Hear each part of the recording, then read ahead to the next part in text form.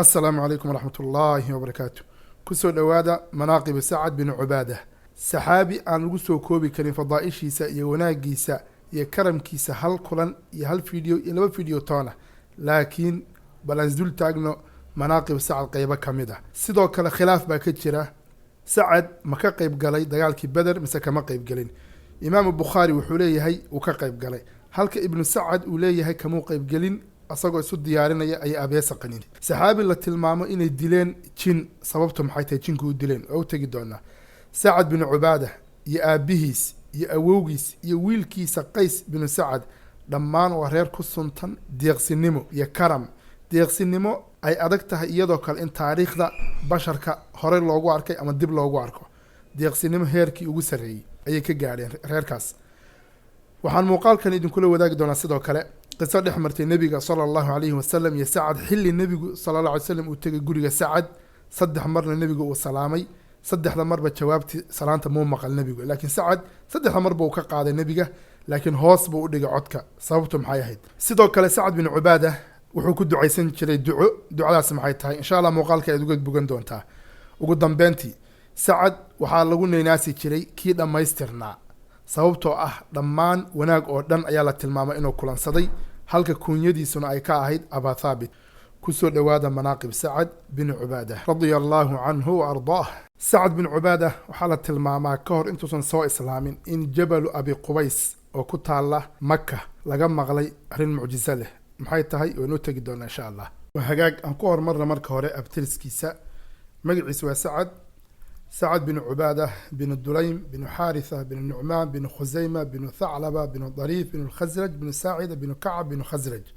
وابتلس كيسا وحوها أواسكي خزرج حلي كيسا وحو كميدها لبي طبانكي نقيب أما هقامية كقيب قلي بيعة العقبة الثانية نبي صلى الله عليه وسلم كقيب قلي هشيسكي بيعة العقبة الثانية لو يقاني ديالكي بدر سنة هرلع وكسو الشيغني وعلى سو خلافي إنه كقيب قلي سعد ينسى كقيب قلين إمام البخاري وحوليه هي وكقيب قلي halka ibn Sa'ad uu leeyahay kamuu qayb galin diyaar buu u ahaa uu isu diyaariyay inuu ka qayb qaato dagaalkii Badr laakiin waxa qaninta adeeso Sa'ad wuxuu ahaa mid xilligii jaahiliyada wax qora xilligaas oo ay adkay dadka wax qora wuxuu ahaa mid wax qora dadka wax qoran dhif iyo naadir bi xilligaas ahaayeen Sa'ad waxyaabo badan buu ku wanaagsanaa waxa kamid ah الرمي ama ganida sida darteed maadaama Sa'ad waxyaabo badan ku wanaagsanaa waxa lagu naynaasaa الكامل كي dhamaystirna sidoo kale Sa'ad bin Ubaada iyo familkiisa waxay caan ku ahaayeen deeqsinimada sahar lacaba ku soo sheegnay Sa'ad aabihiis iyo awowgiis iyo wiilkiisa Qays waxay lahaayeen reerkaasi oo caan ku ahaayeen in qof fuulo guriga korkiisa ama meeshay degan yihiin oo uu ku qayliyo oo dadka u yeero oo yiraahdo qofkii raba hilib iyo subag oo imaw na soo ajiib yani deeqsinimo heerkay ka gaareen inuu qof guriga korkiisa intuu fuulo ومقالة أقيلية جلاد قف كي ربا من أراد اللحم والشحم هاي ما دقوريق الدليم سعد أووغيس سعد أبي سدوك العبادة ساسو كلوها سعد لفتي ساسوها قيس أولك سعد علي ساسوها ورير لمانكو سنتنا تغسينمو يدوك لأي أدكتين دونك لغهلو سعد بن عبادة وحولها ويل أما حيرو أدو ويل عنتو لغو قادو أو نبي صلى الله عليه وسلم عنتو وقوها ديين شلمانا والبا قوري كستو قوريها نبي صلى الله عليه وسلم وآدنه ويل كاس ولو قد بقين شري يعني ديقسنم هيرك وكغاري وحو go'aansada in nabi sallallahu alayhi wasallam maalin kasta cunto u hadiyeeyo waxa kale oo la sheegaa in ahlu sufa oo wada garanayno saxaabadii aan waxba haysanay masaakiinta ahaa ee ku noolaa ama fuqarada ahaa ee ku noolaa masjidka in uu habeenka sakixin jiray ilaa 80 meesha dadka ay 2 iyo 3 qof ay kaxeenayaan Sa'ad bin Ubaada 80 qof habeenka saacasho geen jiray oo ahlu sufa ah ducooyinka Sa'ad radiyallahu anhu waxa kamid ahaa نوديه تري اللهم إني أسألك حمدا ومجدا اللهم إني لا أصلح على القليل ولا يصلحني تاسو معناه هذا مكل سوسو دوبو سوسو فريسان إن والله ودي سنتري مع الفرب بدن مدام كرم كيسا يمرتقات كيسا يمرتديسا أي تهاي ده وحي إنه أركينه وحكود دعاء سنتري كالدعاء داس سو إسلام ديسي كهر سينه الرعب وكسو شاقني جبل أبي قبيس أو مكة كتالا عضبا لقى مغلي عضكاس أو لها يسيدن هدي أي لبس عد سو إسلامان النبي محمد صلى الله عليه وسلم وحنقنا يا مد عن مكة وقبقين مد خلاف كيسة لكن غير مكة مركي مقالين لبدا سعد وحيوقاتين لبس عد وكلا ومدكود وهاري قضاعة balse qofkii codkaas qaadayay ee jabal abi qubays ka qaaday ayaa mar kale ku celiyey oo labadii sacad sii cadeeyey oo sii qeexay oona sheegay in labadaas sacad ay kala yihiin sacadka aws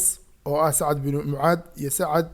oo hadda aynu qisadiisa dul taaganahay sacad ka khasraj ee sacad bin cubaada radia allahu canhuma jamiican markuu sacad bin cubaada radia allahu canhu soo islaamay isaga iyo ansaar kale oo ay nebiga sala allahu calayhi wasalam kala qayb galeen baycadii baycatulcaqaba athaaniya iyagoo kusii socda magaalada madiine ayaa waxaa maqlay quraysh in dhalinyaro ansaara ay diinta islaamka galeen kadib quraysh baa ka daba tagtay dhalinyaradii waxay gaadheen sacad bin cubaada oo hadda aynu qisiisa dul taaganahay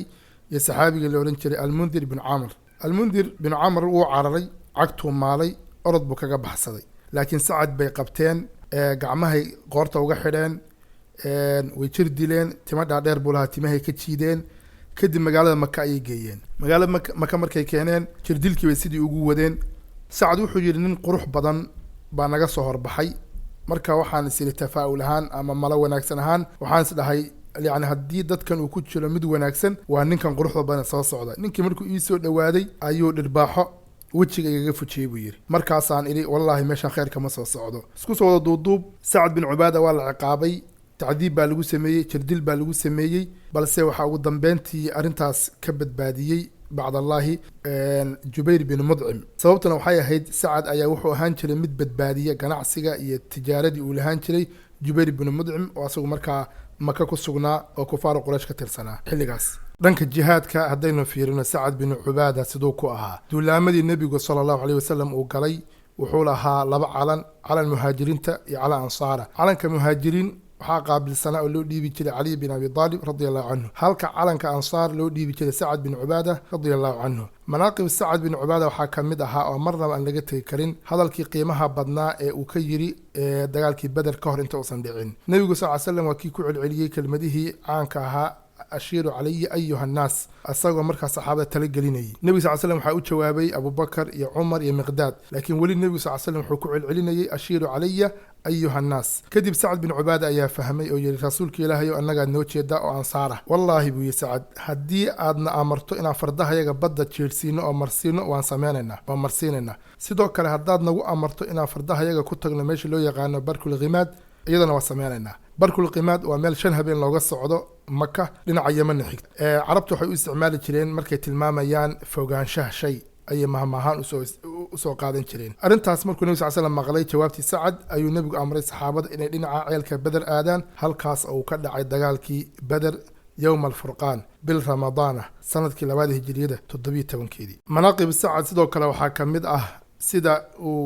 إمام الباني وصحيح الجامع كسو صار يو أبو يعلى سيدو كلا ابن حبان أبي عاصم حديث جابر والنبي صلى الله عليه وسلم كورين والنبي وليه جزا الله الأنصار عنا خيرا ولا سيما عبد الله بن عمرو بن حرام وسعد بن عباده النبي صلى الله عليه وسلم سي جود أنصار جود دعيي ولا سيما جارهان عبد الله بن عمرو بن حرام وجابر أبيهس إيوه سعد بن عباده وهذا أي ندل تاجنهي سيدو كلا حالة الماما إن سعد بن عباده وهانين هناسب بدن غيور عربي غيور لو يراهدو in hinaasigiis aad u badan yahay arintaasna waxay waliba si waadixa u soo shacab baxda iyada awal balooga xilliga ay soo degeen aayadihii suuratu nuur ku jiray sidoo kale saxaabadu waxay leeyihiin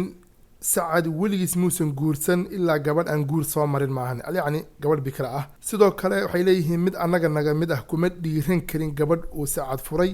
inuu ka agdhawaado guursado sababtoo ah aad iyo aad ayuu hinaasigiisa u badnaa xitaa midda uu furay ayaa looga cabsanayay waxaa kaloo ka mid a manaaqib sacad in nebigu sala allahu calayhi wasalam maalmaha ka mida uu yimid guriga sacad bin cubaada kadib nebigu sal slam wuu salaamay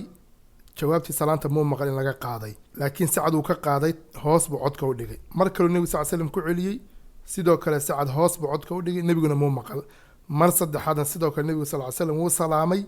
saacadna hoos buu u dhigay nebigu iska noqday markuu wax jawaaba maqli waayo salaan laga qaadaya ah kadib ayuu sacad nebiga sallallahu alayhi wasallam u yeedhay oo nebi ilaahayow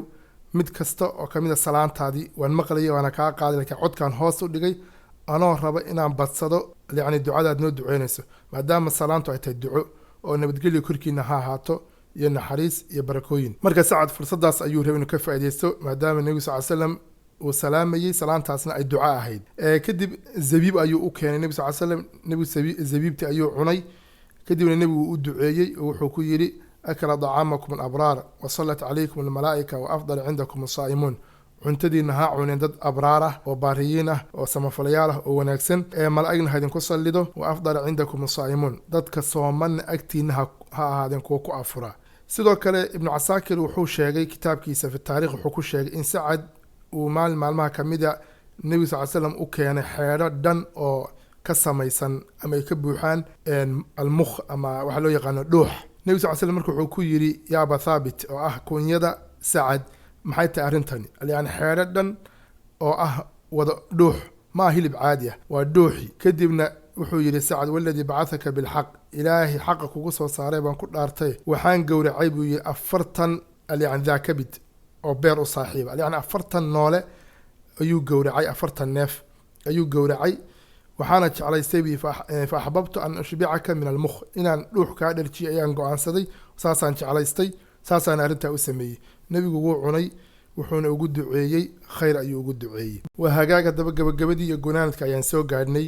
manaaqibi sacad aan kusoo afmeeraynay sacad bin cubaada waxaa la tilmaamay inuu geeriyooday khilaafadii cumar radiallahu canhu sanadkii 15 hijriyada ama 16 hijriyada waxaa kaloo la sheegaa in sacad uu geeriyooday xilli uu xaajo gudanayay yacni isagoo meel ku kaadinaya la tilmaamaa in ay jin ay dileen goobtuu ku kaadinayay ayaana loo badinaya ama ku xaajo gudanayay in ay jin deganaayeen jinkii baana sidaa ku dilay waxaa la helay jirkiisa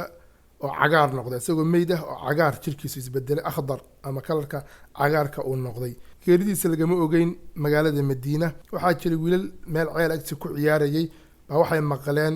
cod yani kelmadahan akhrinaya oo dhahaya qatalnaa sayid alkhasraj sacad bin cubaada ramaynaahu bisahmayn falam nuqdi fu'aadah in ay leeyihiin waxaanu dilnay sayidkii ama ugaaskii reer khasraj ee sacad bin cubaada 2 sahan ayaanu kaga dhufanay wadnaha lamana aanan gafin hadalkaas ayay xifdiyeen wiilashii meesha ku ciyaarayay maalinkii xigayna sacad bin cubaada ayaa meydkiisa la helay oo jirkiisna cagaar u noqday culimadu waxay ku taliyaan meelaha qashin qubka ah iyo meelahaas oo kale in laga fogaado aan lagu xaajo gudan inta ayaan kusoo afmeerayaa manaaqib sacad aan la soo koobi karin wassalaamu calaykum waraxmatullaahi wabarakaatu